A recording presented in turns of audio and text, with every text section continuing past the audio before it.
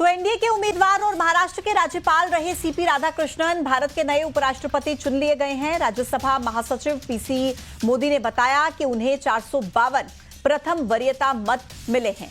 तो वहीं विपक्ष के उम्मीदवार जस्टिस सुदर्शन रेड्डी को 300 प्रथम वरीयता मत प्राप्त हुए हैं। इस तरह से साफ अंतर से राधाकृष्णन की जीत पक्की हो गई है। राधाकृष्णन के नामांकन के बाद से ही एनडीए खेमे का पलड़ा भारी माना जा रहा था। उनके चुने जाने के साथ ही अब वो राज्यसभा के सभापति पद की जिम्मेदारी भी संभालेंगे।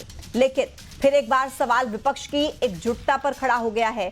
क्रॉस वोटिंग ने फिर एक बार विपक्ष की एकजुटता को सवालों के घेरे में खड़ा कर दिया है।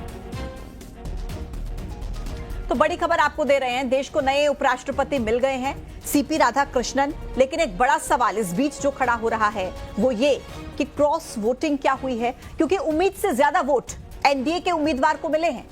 और ऐसे में अगर क्रॉस वोटिंग हुई है तो ये एक बहुत बड़ा सवाल इंडिया गठबंधन की एकजुटता को लेकर है, जिसका दावा इंडिया गठबंधन की तरफ से लगातार किया जाता है। एक बार आपको आंकड़े बता देती हूं। सीपी राधाकृष्णन 452 मतों से जीते हैं और देश के नए उपराष्ट्रपति बन गए हैं। बी सुदर्शन रेड्डी को 300 वोट मिले हैं और ऐसे में आशंका पूरी यहां पर क्रॉस वोटिंग को लेकर जताई जा रही है, क्योंकि एनडीए को जो उम्मीद थी उसके हिसाब से वोट ज्यादा मिले हैं और इंडिया अलायंस को जो उम्मीद थी 315 वोटों की, उनमें से 15 वोट कम मिले हैं। तो ऐसे में एकजुटता को लेकर एक बार फिर से एक बड़ा सवाल खड़ा हो गया है। हालांकि आपको बता दें कि 788 मतदाता थे, 7 सीटें खाली थी, तो 781 में से कुल 767 वोट डाले गए, जिनमें से 15 इनवैलिड वोट डले हैं और 752 वोटों को जो वैध है, मान्य है, वो माना गया है। अब ऐसे में 15 वोट को लेकर क्रॉस वोटिंग की आशंका जो है वो लगातार जाहिर की जा रही है। तो एनडीए प्रत्याशी की जीत ने फिर एक बार विपक्ष को बैकफुट पर खड़ा कर दिया।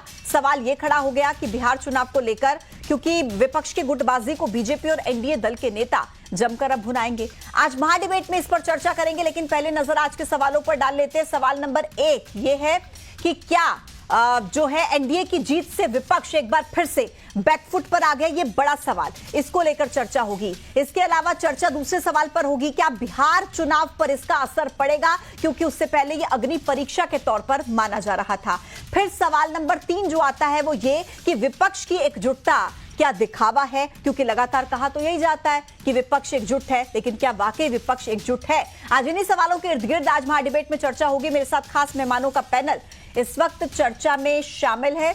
सरमन नगेले जी, राजनीतिक विश्लेषक हमारे साथ कनेक्ट होंगे। धनंजय प्रताप सिंह, वरिष्ठ पत्रकार हमारे साथ जुड़ेंगे। यशपाल सिंह सिसोदिया, पूर्व विधायक भारतीय जनता पार्टी के, हमारे साथ जुड़ चुके हैं। अजीत सिंह भदौरिया, कांग्रेस के प्रवक्ता, हमारे साथ कनेक्ट हो गए हैं। राकेश गोयल जी, राजनीतिक विश्लेषक हैं, वो हमारे साथ इस वक्त स्टूडियो में मौजूद है। आप सभी का बहुत बहुत स्वागत है। सबसे पहले यशपाल सिंह सिसोदिया जी, बधाई हो आपको बहुत बहुत। सर, क्या कहेंगे इस जीत पर? क्या जितनी उम्मीद थी एनडीए को उससे ज्यादा वोट मिले हैं? क्रॉस वोटिंग हुई है क्या? सर, क्लियर कर दीजिए।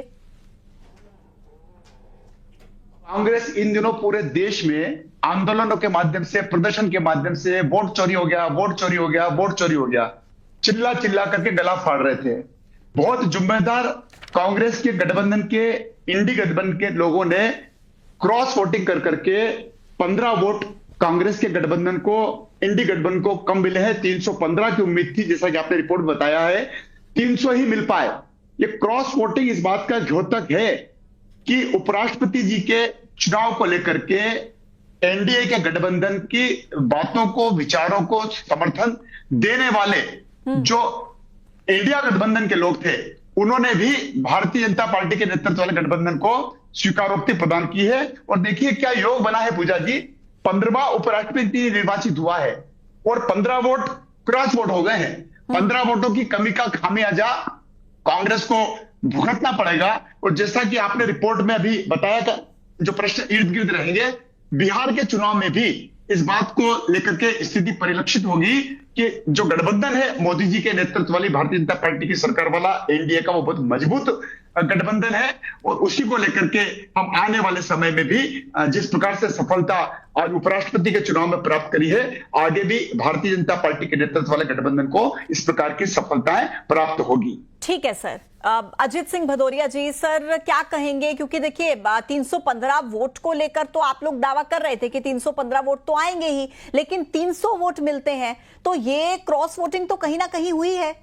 एकजुटता को लेकर जो बड़े बड़े दावे किए जाते थे वो दावे क्या खारिज हो गए हैं आज इंडी गठबंधन में? देखिए, मैं इंडी गठबंधन क्या है पूजा जी, आप बताइए ना कि इंडिया गठबंधन है जी। इंडिया से नफरत है क्या आपको? नहीं, मैं तो इंडिया गठबंधन भी बोल दूंगी सर। सुनिए मेरी बात, मैं तो सर इंडिया गठबंधन, मुझे कोई दिक्कत नहीं है सर, आपके मुंह से मुझे कोई दिक्कत नहीं है सर। बोल दिया इंडिया गठबंधन सर। सर इंडिया गठबंधन बोल दिया सर। अब इसी मुद्दे पर अटक मत जाइएगा, अपनी हार के बारे में थोड़ा जिक्र कीजिए। सुनिए मेरी बात, जब Narendra Modi make in India का नारा देते हैं और वो भले ही नारा आगे चल के असफल हो जाता है, क्या इंडिया गठबंधन की एकजुटता बैकफुट पर आ गई है? इंडिया सर इंडिया गठबंधन की एकजुटता क्या बैकफुट पर आ गई है? अजित